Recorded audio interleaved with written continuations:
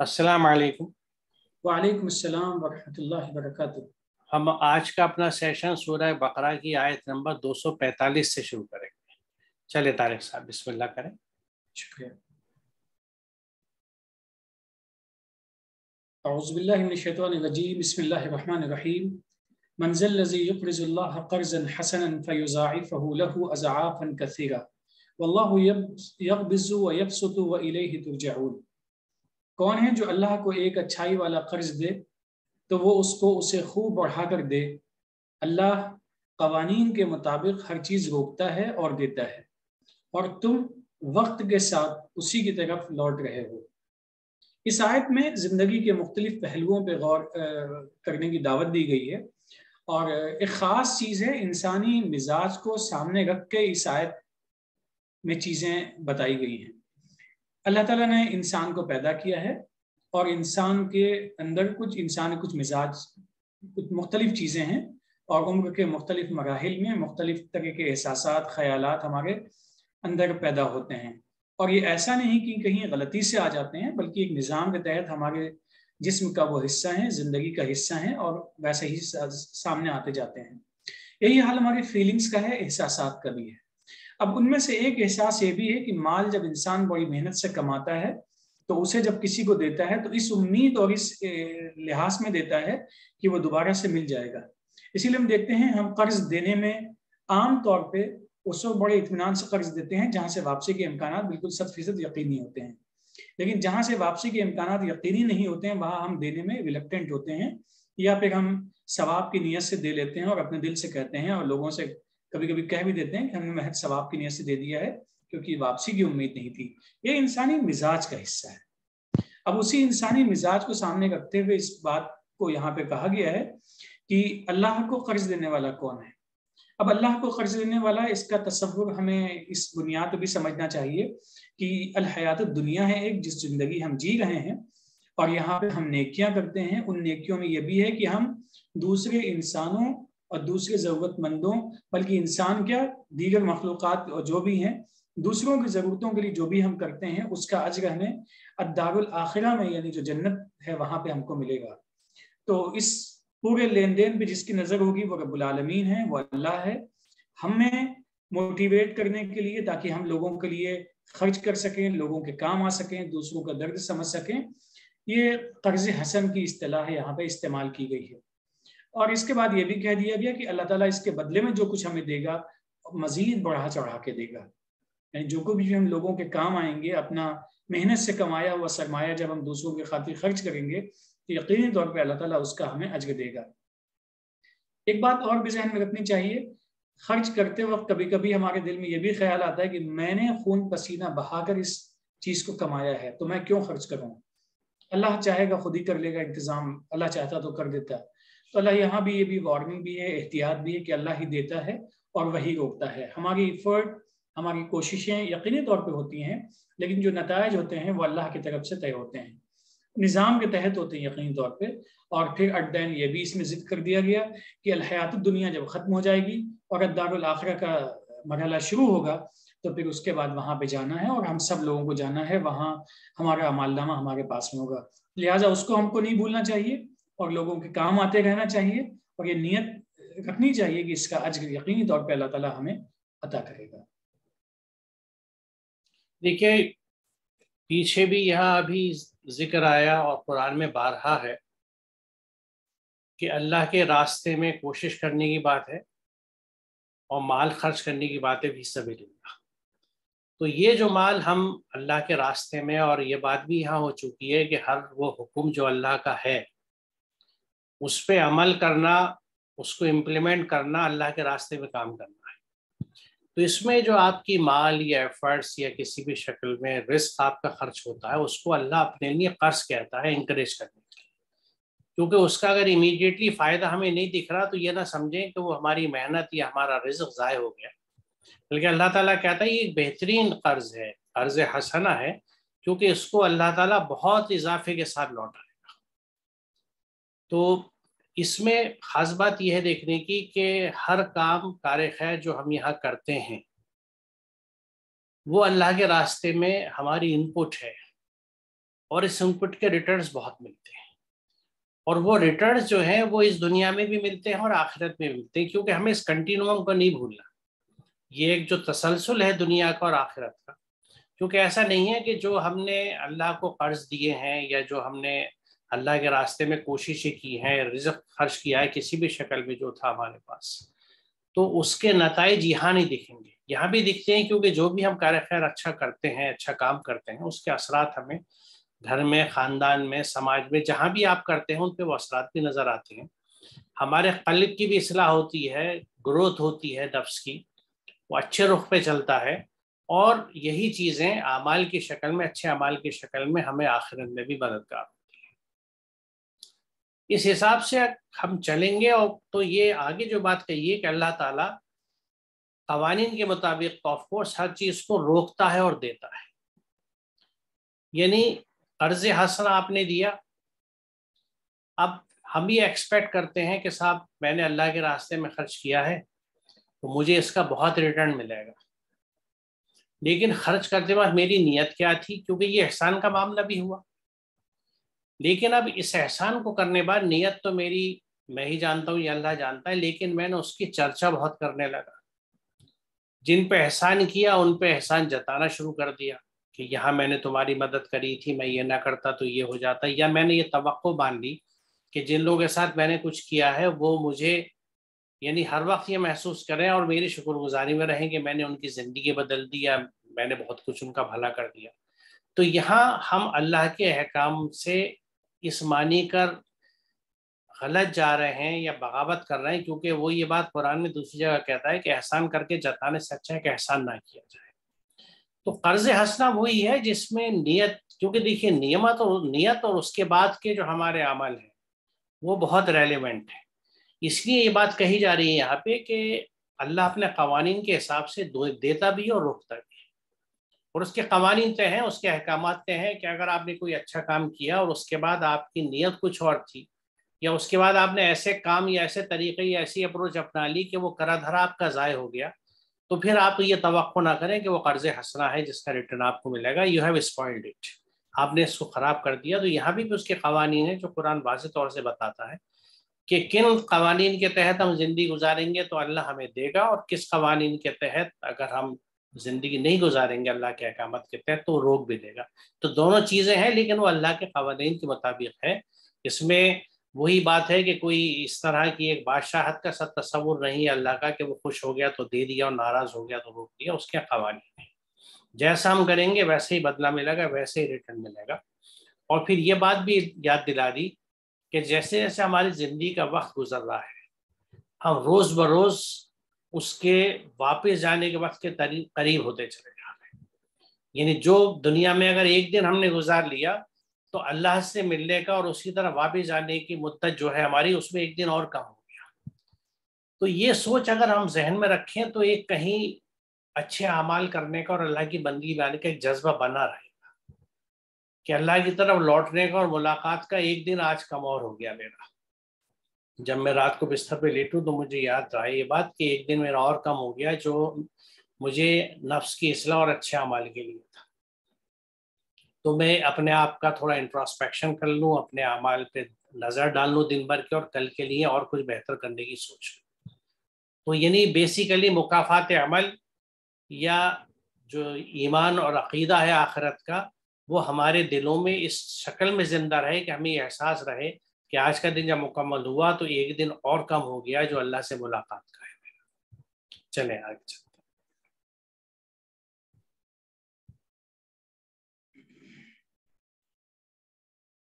ألم تر إلى الملأ من بني إسرائيل من بعد موسى إذ قالوا لنبي لهم ابعث لنا ملكا نقاتل في سبيل الله قال هل عسيتم إن كتب عليكم القتال ألا تقاتلوا قالوا وما لنا ألا نقاتل في سبيل الله وقد أخرجنا من ديارنا وأبنائنا فلما كتب عليهم القتال تولوا إلا قليلا منهم والله عليم بالظالمين۔ کیا تم نے بنی اسرائیل کے سرداروں کو نہیں دیکھا موسیٰ کے بعد جب انہوں نے کہا اپنے ایک نبی سے ہمارے لیے ایک بادشاہ طے کر دو،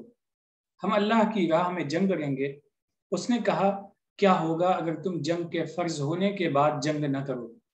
ان لوگوں نے کہا ہمیں کیا ہوا کہ ہم اللہ کی راہ میں جنگ نہیں کریں گے، جبکہ ہمیں تو ہمارے گھروں سے نکالا گیا اور ہماری اولاد سے ہم کو دور کیا گیا۔ پھر جب جنگ کرنا ان پر فرض کر دیا گیا تو کچھ کے سوا سب منہ پھیر کر چلے گئے۔ اللہ ظلم کرنے والوں کو جانتا ہے۔ اس آیت میں بنیادی طور پہ اگر غور کیا جائے تو ایک تو یہ ہے کہ ان لوگوں کا ذکر ہے جو مظلوم ہیں۔ مظلوم کا لفظ بہت عام فہم ہے، یعنی جس پر ظلم ہوا ہے۔ ظلم ہوا ہے یعنی اس کے ساتھ وہ سلوک لوگوں نے کیا ہے جو سلوک انسانوں کو انسانوں کے ساتھ نہیں کرنا چاہیے۔ گھروں سے نکال دیا گیا، ان کے بچوں سے دور کر دیا گیا اور ان پہ ظلم کیا گیا ہے۔ اب یہاں پہ ان کے دلوں میں تکلیف ہے، کیونکہ جسمانی اور ذہنی دونوں تکلیفوں سے گزر چکے ہیں اور گزر رہے ہیں۔ وہ چاہتے ہیں کہ ظالم سے اپنا ظلم ختم کر دیں اور دوبارہ سے ایک پرسکون زندگی گزارنے لگیں۔ وہ وقت کے جو نبی ہیں ان سے کہتے ہیں کہ ہمیں منظم کر دیے۔ اور یہاں پہ لفظ بادشاہ کا استعمال، چونکہ ملک کے لیے بادشاہ ہم اپنی زبان میں استعمال کرتے ہیں اس لیے استعمال کر لیا ہے، لیکن یہاں بادشاہ کا وہ تصور ذہن میں قطعی نہیں لانا چاہیے جو ہم سمجھتے ہیں۔ اس کو کہتے ہیں کہ وہ اپنے بس سارے چیزوں کا مالک تنہا ہے، ایسا نہیں ہے، بلکہ اس طرح اشارہ ہے کہ ایک نظام کے تحت ہم سب کو جمع کر دیے اور ہمارے اندر اجتماعیت پیدا کرنے کے لیے کسی ایک شخص کو ہمارا ذمہ دار بنا دیے۔ یہاں جو چیزیں ہمارے ذہن میں آ جانی چاہیے اس آیت کو پڑھنے کے بعد میں، کہ اپنی تکلیفوں سے دور رہنے کی کوشش کرنی چاہیے، لیکن جو بھی ڈیفنس میکانزم ہیں اس کے لیے اجتماعیت کا ہونا لازمی ہے۔ انفرادی طور پہ اس طرح کے اعمال سے اپنے آپ کو بچانا ضروری ہے۔ یہ ایک عام سا مفہوم ہے جو اس سے نکل کے سامنے آتا ہے۔ اور پھر اس کے بعد میں ان سے کہا جاتا ہے کہ اگر آپ کے اوپر یہ ایسا کر دیا گیا، اجتماعیت کے ساتھ ایک نظام بنا دیا گیا، پھر آپ جس چیز کا مطالبہ کر رہے ہیں کہ اپنے آپ کو ڈیفینڈ کریں گے ہر اعتبار سے، اگر آپ نے نہیں کیا تو بڑا گناہ ہوگا۔ تو پھر واقعہ اس طرح سے ہے کہ انسان جب جذباتی ہو کے کسی چیز کو کی ڈیمانڈ کرتا ہے یا چاہتا ہے، تو کبھی کبھی وہ جب حالات کا سامنا اصل میں کرتا ہے تو پھر وہاں سے اس کے پیر اکھڑنے لگتے ہیں۔ اس آیت میں کئی چیزیں ہیں۔ جذباتی نہیں ہونا چاہیے، عقل کی بنیادوں پہ چیزیں ہمیں طے کرنی چاہیے، اجتماعیت کا پاس و لحاظ رکھنا چاہیے، اور اپنے سلسلے میں کبھی بھی ڈیفنس کی بات آتی ہے تو اس میں اجتماعیت کا خاص طور پہ خیال رکھنا لازمی ہے۔ یہ ایک تو دیکھیے جو بات پیچھے بھی ہوئی تھی جنگ کے تعلق سے، وہ یہاں جیسا آپ نے کہا پھر ابھر کے سامنے آئی ہے کہ یہ جنگ جو ہے یہ کسی مملکت یا ایک نظام کے تحت لڑی جاتی ہے، انفرادی طور پہ جنگ نہیں لڑی جاتی۔ اس لیے یہاں پہ بھی یہ لوگ اگر جنگ لڑنا چاہتے تھے تو انہوں نے اپنے نبی سے ایک نظام کی ڈیمانڈ کری کہ ایک نظام، ایک اسٹرکچر ہمیں دے دیجیے جس کے تحت ہم لڑیں۔ اب دوسری بات یہ کہ یہ ذکر جو ہے یہ اسی بنی اسرائیل کا ہے جو ایک زمانے میں جب اچھے اعمال کرتی تھی تو اللہ کی پسندیدہ قوم تھی، اور اس کو اللہ تعالیٰ نے ہر چیز سے نوازا تھا۔ یہاں اہم بات یہ ہے کہ ان کی یہ نوبت کیوں آئی کہ ان کو گھروں سے نکالا گیا، ان کی اولاد سے ان کو دور کیا گیا؟ کیوں؟ کیونکہ ان کے اعمال خراب ہو گئے، اور اعمال خراب ہونے کی وجہ سے نیچرلی اللہ کی پکڑ میں آ گئے۔ کیونکہ ہر چیز اس بات کو اب تک بھی جتنا ہم نے قرآن یا سیشن میں اپنے ڈسکس کیا ہے، یہ بات واضح ہے کہ مکافات عمل یا کرما سب سے اہم چیز ہے۔ جو قومیں یا افراد، سماج، گھرانے، کوئی بھی یونٹ ہو سماجی، فرد سے لے کے قوم اور ملت تک کا، جو اللہ کے احکامات اور ہدایت پہ چلتے ہیں، ان کو زندگی میں اور زندگی کے بعد کی زندگی میں آخرت میں بہترین نتائج ملتی ہے۔ وہ دنیا میں بھی سرخور ہوتے ہیں بلکہ اعلان میں سے ہوتے ہیں، جیسا قرآن کہتا ہے، وہ حکومتیں کرتے ہیں، لیکن جب اللہ کے احکامات سے ہٹ جاتے ہیں تو ان پہ ذلت طاری ہو جاتی ہے، ان پہ مصیبتیں آتی ہیں، ہلاک کیے جاتے ہیں، منصب سے خارج کیے جاتے ہیں، اور بالکل ذلتوں میں آ جاتے ہیں۔ تو یہ بنی اسرائیل وہی قوم تھی جو اللہ کے احکامات سے ہٹنے کے بعد زوال پذیر ہو چکی تھی اور یہ سب پریشانیوں سے گزری تھی۔ تو اب جیسا آپ نے کہا کہ جذبات کی بات ہوتی ہے، ان میں جوش آیا کہ ہم لڑیں گے اور ہمیں بادشاہ دیا جائے، لیکن معاملہ کیا ہے کہ چونکہ آپ اپنے کردار اور معاملات سے اس جگہ سے گر چکے سے ہٹ چکے تھے، اللہ کے احکامات سے ہٹ چکے تھے. تو ایک آپ نے ڈریم دیکھا، جذبات تحت خواہش آپ نے ظاہر کری، لیکن وہ چیز جب فرض کر دی گئی آپ پہ، تو جیسا یہاں قرآن میں کہا جاتا ہے کہ ان کی اکثریت ہٹ گئی پیچھے، کیونکہ وہ ایمان کی اور وہ عمل کی اور کردار کی مضبوطی تھی ہی نہیں، کیونکہ اللہ کے احکامات سے ہٹ چکے تھے. بس ایک وشفل تھنکنگ تھی، جیسے ہمارے یہاں ہوتی ہے کہ ہم یہ کر لیں گے، ہم یہ کر لیں گے. یہ نہیں سوچتے کہ زوال پذیر ہوئے کیوں ہیں. جب تک ہم اس چیز کو نہیں سمجھیں گے، اس وقت بنی اسرائیل بھی اس چیز کو نہیں سمجھ رہے تھے کہ ان کی زوال پذیری کی وجہ یہ نہیں ہے کہ وہ جنگ نہیں لڑے یا ان کے پاس ایک بادشاہ نہیں ہے. اصل وجہ وہ نہیں سمجھ پائے تھے کہ ہم اللہ کے احکامات سے دور ہوئے. آج ہم معطوب کیوں ہوئے؟ کل ہم حکومت کرتے تھے، اللہ کی پسندیدہ امت میں تھے ہم. تو یہ بنیادی چیز نہیں سمجھتے تھے، تو نتیجہ یہ ہے کہ انہوں نے ایک دنیاوی کوشش کری کہ ہم ایک کام کریں گے، لیکن وہ اس میں ناکام رہے، کیونکہ آخری بات جو ہے، آخری آیت اس کا جو حصہ ہے کہ اللہ تعالیٰ ظلم کرنے والوں کو جانتا ہے. تو جو صلاحیتیں آپ کو دی جاتی ہیں، جب ان کا صحیح آپ استعمال نہیں کرتے تو وہ بھی ظلم ہے. تو جو قوم جس کو کتنی ثروت اور حکومت اور کتابیں اور نبوت دی گئی، وہ جب اللہ کے احکامات سے ہٹ جاتی ہے، اتر جاتی ہے، تو وہ مستقل اپنے اوپر ظلم کرتی چلتی ہے. اور ایسے لوگ نے، قرآن نے اور جگہ بھی کہا ہے کہ اللہ ظالموں کو ہدایت نہیں دیتا جب تک کہ وہ اپنی روش نہیں بدلتے. دیکھیے دلچسپ بات یہ ہے کہ کوئی کتنا ہی بڑا ظالم ہو، کافر ہو، باغی ہو اللہ کا، لیکن جیسے ہی وہ اپنا رخ بدل کے اللہ کی بندگی اور احکامات میں آتا ہے، اللہ کے ساتھ اس کی ایکویشن ایک دم بدل جاتی ہے. فوراً وہ اللہ کی بندگی کے دائرے میں آ جاتا ہے اور اس کے معاملات پھر اسی طرح چلنے لگتے ہیں. تو چونکہ یہ قوم بھی ابھی اسی کیفیت میں تھی، لہٰذا ان کی یہ سوچ. اور ایک اور اس میں بات جو اہم ہے وہ یہ ہے کہ جو کچھ اور قوموں کے تعلق سے، ایون بنی اسرائیل کے تعلق سے آیا ہے کہ اپنے لیے جو چیزیں نہیں کہی ہیں گئی ہیں ان کو مانگو مت. مانگو گے اور اس کا حکم بھیج دیا گیا اور تم پہ فرض کر دی گئی اور تم پھر ان پہ بھی عمل نہ کر سکے تو مزید گناہوں میں جاؤ گے. یہاں یہ چیز بھی اسی میں آتی ہے کہ اپنی اصلاح نہیں کری تھی، وہ بنیادی سبب نہیں سمجھے تھے اپنے زوال کا، اور یہ سمجھے کہ ہم لڑ بڑھ کے، جیسے ہمارے یہاں بھی آج بہت سی اکثر یہ سمجھتی ہے نا کہ ہمارے زوال کی وجہ یہ ہے کہ ہم فلاں چیز ہار گئے، فلاں جنگ ہار گئے، فلاں مورچے پہ ہار گئے، اس میدان میں ہار گئے. کوئی کہتا ہے سیاسی میدان میں ہار گئے، کوئی کہتا ہے معاشی میدان میں ہار گئے. آپ وہاں پہ جیتنے کی جو کوششیں کر رہے ہیں وہ سب ایک کاسمیٹک یا سپرفیشل کوشش ہے جو نہ بارآور ہوگی، نہ اس سے کوئی نتیجہ نکلے گا. کیوں؟ کیونکہ بنیاد پہلے ہمیں دیکھنی ہے. بنیاد کیا ہے کہ اگر ہم اپنا معاملہ دیکھیں کہ ہم قرآن سے ہٹی ہوئی قوم ہیں، ہماری اکثریت اللہ کے احکامات سے ہٹ چکی ہے. تو آج جو حالات اور مسائل ہمارے اوپر آ رہے ہیں،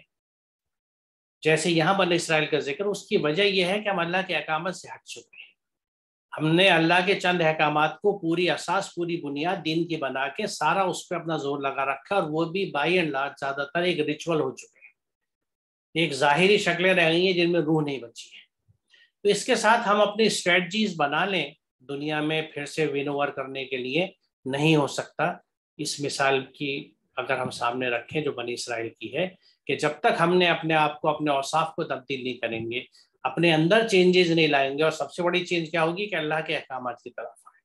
اس کی کتاب کی طرف آئیں، اس کو سمجھیں اور اس پہ عمل کریں. تو جب یہ تبدیلی ہمارے اندر آئے گی تو پھر یقیناً ہر چیز کا رخ ہمارے لیے بدلے گا اور ہماری طرف بدلے گا. چلیے آگے چلتے ہیں.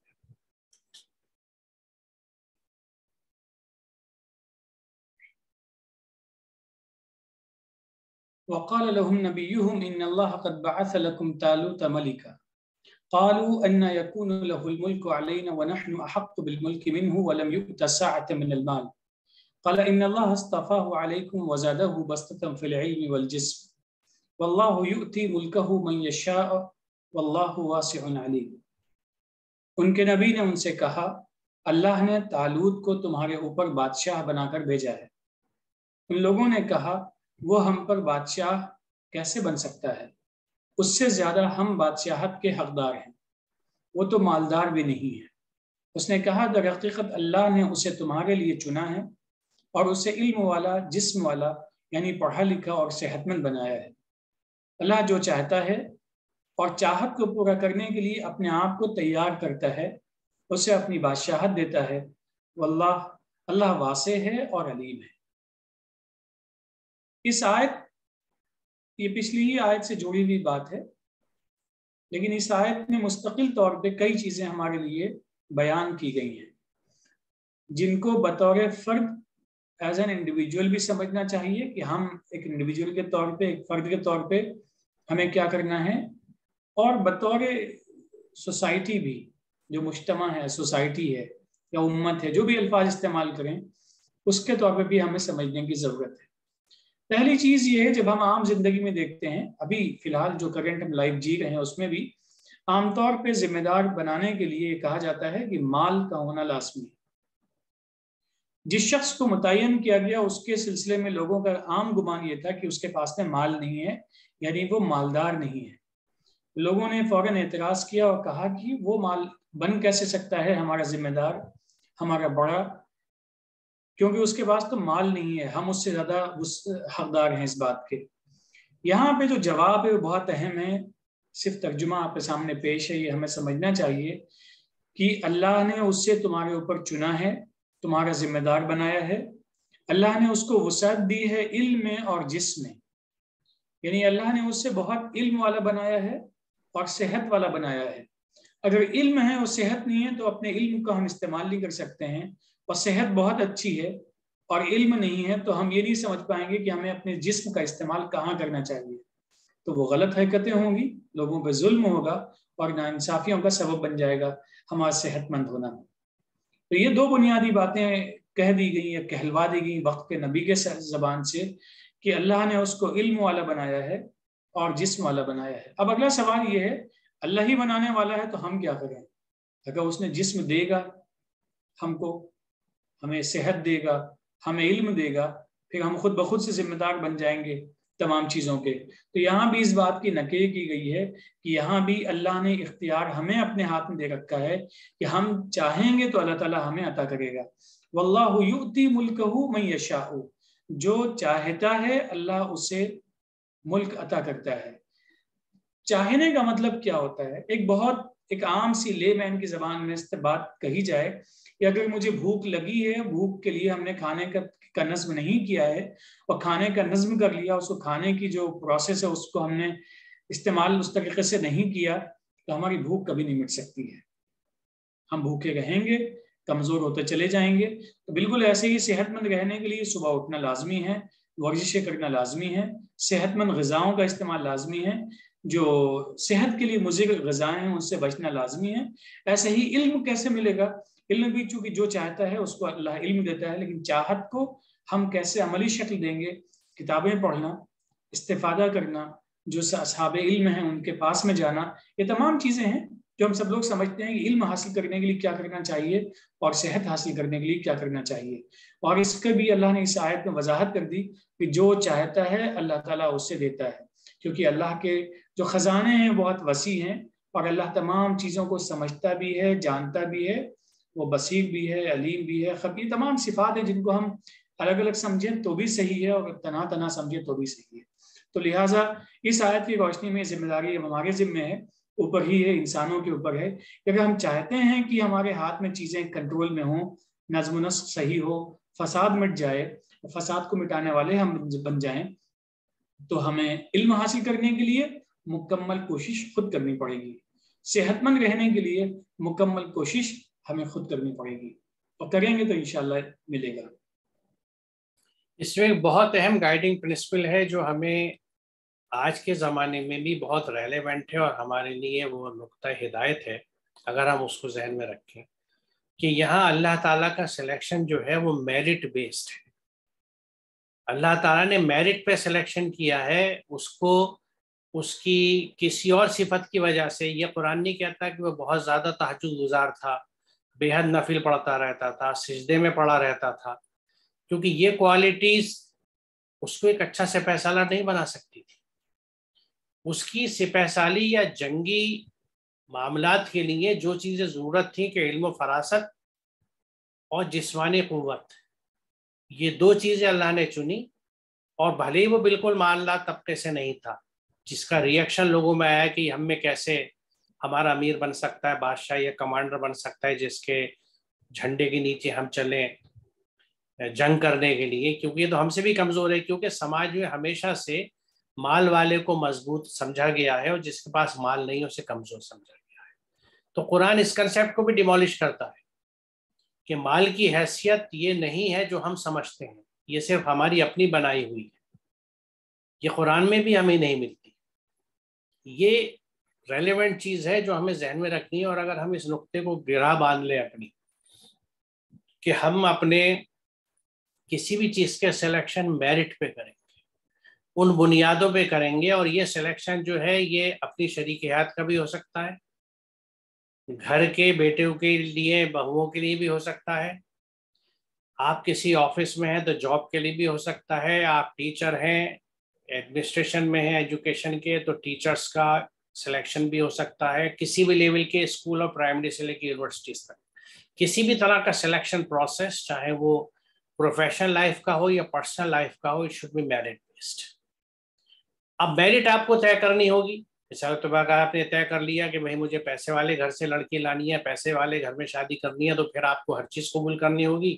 مال مل جائے گا جو آپ کو چاہیے، اس کے بعد آپ کی زندگی اور آپ کی اولاد کا جو بنتا ہے وہ ہمیں چاروں طرف دکھتا ہے۔ تو میرٹ کو دیکھنا ہے اور یہ دیکھنا ہے کہ ہمارا کرائٹیریا کیا ہوگا۔ یہاں چونکہ جنگ کا معاملہ تھا، اللہ تعالیٰ نے کرائٹیریا ڈیفائن کیا، اور بڑی اہم بات یہ جو قرآن کی فطرت ہے، جو طریقہ ہے کہ دلیل دے دی، نہ دیتے اللہ تعالیٰ کہ بھئی اللہ کا سلیکشن ہے، how dare you question it, آپ کیسے سوال کر رہے ہیں، اللہ نے چن دیا تو چن دیا، نہیں، اللہ نے سمجھا دیا کہ دیکھو میں نے اس لیے چنا ہے کہ یہ علم میں اور جسم میں، جسمانی طاقت میں بہترین شخص ہے، اور یہ دونوں چیزیں ہیں، تو جیسے آگے اس کی وضاحت ہوگی کہ یہ اس درجے پہ بھی اس لیے آ رہا ہے کیونکہ اس کے اعمال بھی بہت اچھے تھے۔ یہ آگے کی آیتوں میں وضاحت ہوگی کہ کس طرح سے ایک اچھا شخص ثابت ہوگا آپ کو لیڈ کرنے کے لیے، آگے مملکت کے اور معاملوں میں بھی اس کی وضاحت آگے آئے گی۔ تو یہ ہمیں ذہن میں رکھنا چاہیے، یہ ایک ٹیک اوے پوائنٹ جو اس آیت سے نکلتا ہے وہ یہ ہے کہ ہمارا سلیکشن ہمیشہ میرٹ بیسڈ ہو، اور جب اللہ ہر چیز کو کھول کے بیان کرتا ہے تو ہم کیوں نہیں ٹرانسپیرنٹلی ڈکلیئر کر سکتے کہ why this selection is made. ہمارے سلیکشنز میں اکثر گنجلک پن ہوتا ہے، ٹرانسپیرنسی نہیں ہوتی، اور یہ پتہ نہیں لگتا کہ سلیکشن کے پیچھے وجہ کیا تھی۔ تو سلیکشن فیئر ہونا چاہیے، میرٹ پہ ہونا چاہیے، اور ٹرانسپیرنٹ ہونا چاہیے، ہمیں ریزننگ دینی چاہیے اور بتانا چاہیے کہ یہ کیوں ہم نے سلیکشن کیا ہے۔ چلیں طارق صاحب۔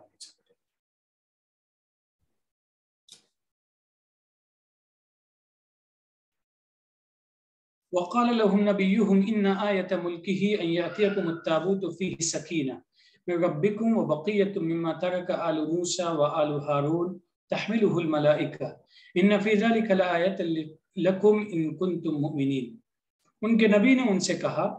بے شک اس کے بادشاہ بننے کی نشانی یہ ہے کہ تمہارے پاس ایسا قلب آئے گا جس میں تمہارے رب کی طرف سے سکون ہوگا، اور آل موسیٰ و آل ہارون کی وہ وراثتیں ہوں گی جو ملائکہ میں پنپتی ہیں، اس میں تمہارے لیے ایک نشانی ہے اگر تم ایمان والے ہو۔ قرآن کی اس آیت کو اگر پڑھیں تو ایک چیز بڑی آسانی سے ہم سمجھ سکتے ہیں کہ اللہ تعالیٰ نے جو جن چیزوں کو ہم مادی اسباب و وسائل کہتے ہیں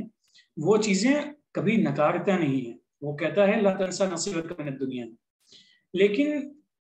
ذمہ داری ملنے کے لیے اور سرخرو رہنے کے لیے، اور یہ بھی ذہن میں رکھنا چاہیے کہ سرخروئی ذمہ داری دونوں یکساں اسی وقت ہو سکتی ہیں، ایک دوسرے سے مربوط ہو سکتی ہیں جب نتائج ہمارے صحیح نکلتے ہیں، یعنی ذمہ داری ملے، ذمہ داری کو صحیح سے نبھایا جائے، اور اس کے بعد میں جو نتائج ہوں گے پھر اس کے بعد وہ کامیابی اور یہ سرخروئی کا ایک ذریعہ ہم اسے گردان سکتے ہیں۔ اس میں جیسا کہ اس سے پہلے بھی بات سامنے آئی ہے کہ علم اور جسم دونوں کی اہمیت ہے، اور علم اور جسم میں کہیں اس بات کا ذکر نہیں ہے کہ میراث کس قسم کی ہوگی۔ جیسے ہم لوگ یہ سمجھتے ہیں کہ والدین کی میراث ہے، اور یہ بھی ہم دیکھتے ہیں کہ جو بچے والدین کی میراث یا اپنے آبا اجداد کی میراث پہ ہی پلتے پنپتے بڑھتے ہیں اور اس کے گروتھ کی اور اس کے بقا کی کوشش نہیں کرتے ہیں، ایک دن وہ زوال کا شکار ہو جاتے ہیں۔ اور اس جملے کو کہنے میں کوئی تردد نہیں ہے ہمیں، کیونکہ ایسا ہوتا ہے۔ لیکن ایسے لوگ بھی نظر میں آتے ہیں جو اپنی اس میراث کو باقی ہم مٹیریل میراث کی بات کر رہے ہیں، اس کو باقی رکھنے کی کوشش کرتے ہیں اور خود محنت کرتے ہیں تو اس کو باقی بھی رکھتے ہیں اور مزید آگے بڑھتے چلے جاتے ہیں۔ اللہ نے جس چیز کا ہمیں وارث بنایا ہے، جو چیزیں ہمیں دی ہیں، اس کا تعلق عمل سے ہے، اور عمل کا تعلق اس سے پہلے بھی جیسا کہ آیتیں آ چکی، آیت ایک خاص طور پہ آ چکی ہے، بما کسبت قلوبکم، اور جو چیزیں ہیں اس کا تعلق ہمارے دل سے ہے، یعنی ہماری نیت سے ہے۔ تو گویا کہ یہاں پہ یہ ہے کہ جو بھی ہم اعمال کر رہے ہیں اس میں ہماری نیت کیسی ہے، اس میں سکون کیسا ہے۔ جو انبیاء کا ایک تسلسل تعلیمی نظام چلایا ہے، یعنی رسالت کا نظام، وہ تمام چیزیں جو اسپریچول جو گائیڈنس ہے، اس دنیا میں جینے کا جو سلیقہ سکھایا گیا ہے، وہ تمام چیزیں ہیں جو اصل وراثت ہیں، اور اس پہ ہی عمل کرنے کی بات کہی جاتی ہے۔ اسے مزید اور بہتر انداز میں سمجھنے کے لیے ہمیں ایک چھوٹا سا ریفرنس ذہن میں رکھنا چاہیے کہ تعالوا الی کلمۃ سواء بیننا وبینکم، بنیادی طور پہ جو میراث منتقل ہوتی چلی آ رہی ہے آدم سے لے کے محمد صلی اللہ علیہ وسلم تک کی، وہ بس چند باتیں ہیں جو اصل بنیاد ہیں۔ نہ تو کسی کی سلطنت میں میراث آئی تھی، نہ ہی کوئی میٹیریل کوئی چیز تھی، کیونکہ میٹیریل چیزیں حالات کے ساتھ، علم کے ساتھ لوگ اپنے تیار کرتے ہیں، بناتے ہیں، اور وقت کے ساتھ چلتے چلے جاتے ہیں۔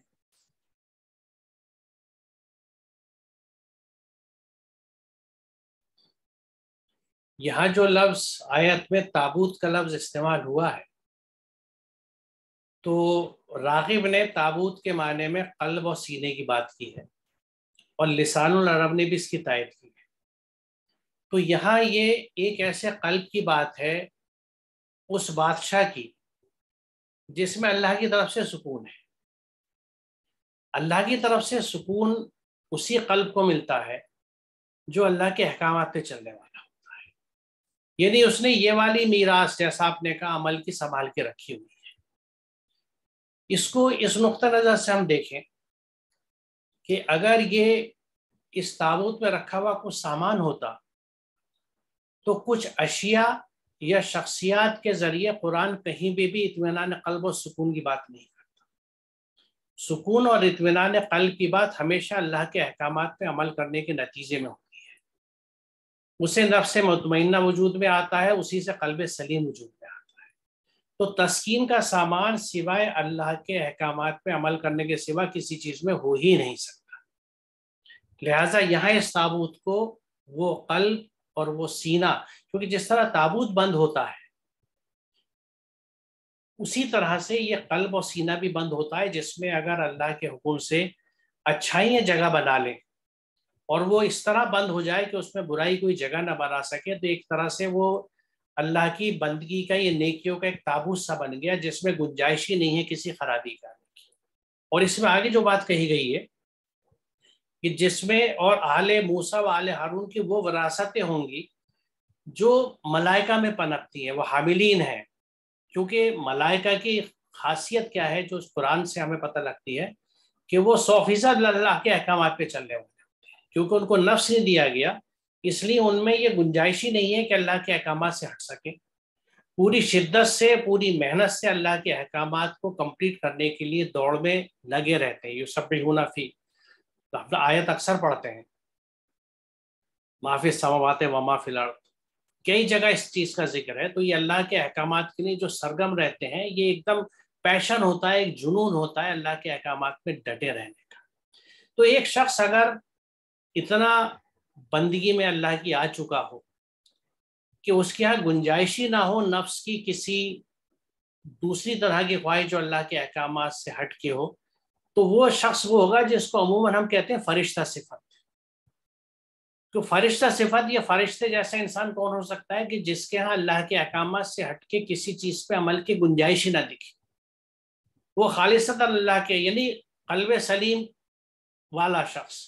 کہ وہ اللہ کے احکامات کے علاوہ کسی چیز پہ چلتا ہی نہیں۔ تو یہ وہ صفات ہیں، یہ وہ وراثتیں ہیں آل موسیٰ کی اور آل ہارون کی، کہ جو اچھی صفات جو ہیں وہ ایسی تھی کہ گویا فرشتوں میں جیسی پائی جاتی ہیں۔ تو یہ سب چیزیں نیک اعمال کی وجہ سے اس شخص کے اندر موجود تھیں، وہ اس تسکین کے سامان کو لے کے آیا تھا، اور اس کو اللہ تعالیٰ ایک نشانی بتا رہا ہے یعنی جو اس کا سلیکشن تھا یہاں، جیسے میں نے ابھی پیچھے کہا تھا کہ اس کے سلیکشن کا جو کرائٹیریا اللہ نے رکھا تھا میرٹ بیس تھا، اس کی یہاں پہ بھی وضاحت کی گئی ہے کہ وہ شخص ایک ایسا شخص ہے جو آپ کے لیے، کیونکہ وہ جو نظام لے کے آئے گا اپنی بادشاہت میں وہ اتنا سکون کا نظام ہوگا کیونکہ وہ اللہ کے احکامات کی بنیاد پہ ہوگا، تو مبنی بر انصاف ہوگا. It will be based on justice. جو نظام انصاف پہ بیسڈ ہوتا ہے وہاں پہ رہنے والا ہر شخص سکون کی زندگی گزارتا ہے، اس کی زندگی میں سکون ہوتا ہے، کوئی ٹینشن نہیں ہوتی.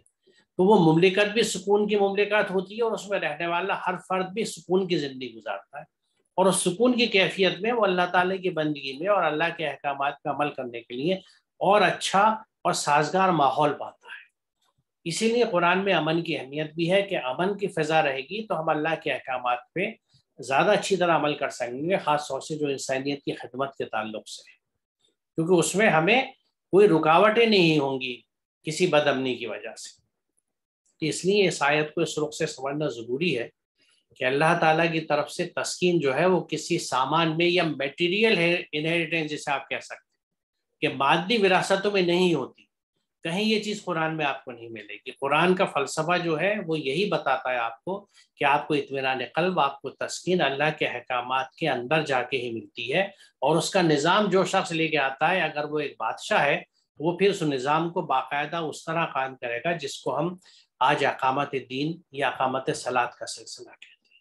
ایک ویلفیئر اسٹیٹ قائم کرے گا جہاں ہر شخص سکون سے ہوگا. یہ اس سکون کی بات ہے، اور اس کا قلب جو ہے وہ یعنی اچھائیوں کے ساتھ اس طرح بند ہوگا کہ اس میں گنجائش نہیں ہوگی کسی اور چیز کے آنے کی. وہ محافظ ہوگا خود اپنے قلب کے اوپر کہ وہ ان اللہ کے احکامات سے ہٹ کے جو چیزیں ہیں ان کی طرف بالکل نظر نہیں ڈالے گا، ان کی حفاظت کر کے رکھے والا. میرے خیال میں آج ہم یہاں رکیں